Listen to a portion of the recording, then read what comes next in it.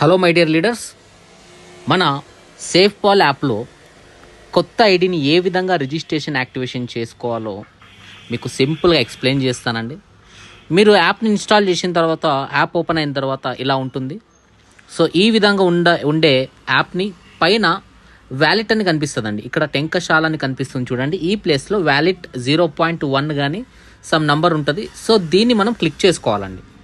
So ఇక్కడ wallet ఏదైతే ఉంటుందో ఈ వ్యాలెట్ పక్కన 3 లైన్స్ క్లిక్ చేసుకోవాలండి. క్లిక్ చేసుకున్న తర్వాత బ్యాకప్లోకి వెళ్ళిపోవాలి.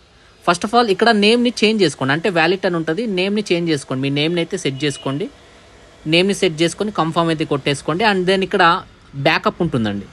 బ్యాకప్లోకి వెళ్ళిపోయి మీరు హ్యాండ్రైడ్ వాడుతుంటే మీరు హ్యాండ్రైడ్లో బ్యాకప్ పెట్టుకోండి మెయిల్ ఐడిలో, లేదా ఐక్లౌడ్ వాడుతుంటే ఐక్లౌడ్లో బ్యాకప్ పెట్టుకోండి. ప్లస్ మాన్యువల్ పాస్వర్డ్ అనేది అడుగుతుందండి.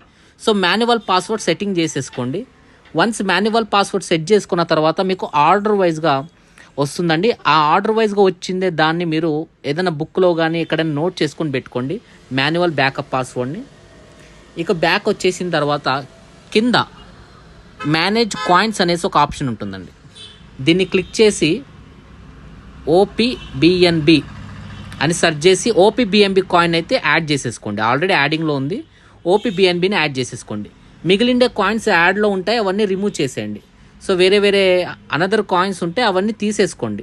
ఓన్లీ OPBNB కాయిన్స్ మాత్రం ఇక్కడ యాడ్ చేసుకోండి. అండ్ నెక్స్ట్ వచ్చేసి రిసీవర్లోకి వెళ్ళిపోయి ఇక్కడ OPBNBకి సంబంధించిన రిసీవర్ ఓపెన్ చేయండి. QR కోడ్ అనేది కనిపిస్తుంది. ఈ QR కోడ్ని ఓపెన్ చేసిన తర్వాత ఈ QR కోడ్ మీరు మీ అప్లైన్కి షేర్ చేసి మీ ఐడిలో 0.0045 BNBని యాడ్ చేసుకోండి.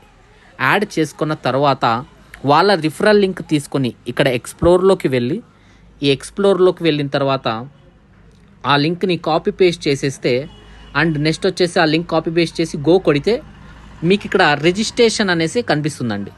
ఆటోమేటిక్గా రిజిస్టర్ అని కనిపిస్తుంది. ఒకవేళ కనిపించలేదు అంటే ఇక్కడ పైన 3 లైన్స్ని క్లిక్ చేసి రీఫ్రెష్ క్లిక్ చేయండి. అగైన్ బ్యాక్ వచ్చి మళ్ళీ సేమ్ వాళ్ళ రిఫరల్ లింక్ని కాపీ పేస్ట్ చేసి గో కొట్టండి. అండ్ మెయిన్ థింగ్ అండి, ఇక్కడ చెప్పడం మర్చిపోయాను, ఇక్కడ లోగో వచ్చింది చూడండి గో పక్కన, సో లింక్ పక్కన. సో దీన్ని మనం క్లిక్ చేసి ఇక్కడ ఇథేరియం కాయిన్ ఉంటుందండి. ఇక్కడ OPBNBని సెలెక్ట్ చేసుకోవాలి. OPBNB కాయిన్ని సెలెక్ట్ చేసేసుకోవాలి. ఇక్కడ ఇథేరియం ఉంటుంది, అప్పుడు మనం గో కొట్టాలండి. సో మనకి రిజిస్టర్ అనేసి కనిపిస్తుంది. రిజిస్టర్ అనేసి కనిపించగానే రిజిస్టర్ క్లిక్ చేసి మీకు కొన్ని అగ్రి అడుగుతుంది, కన్ఫర్మ్ కొట్టేయండి.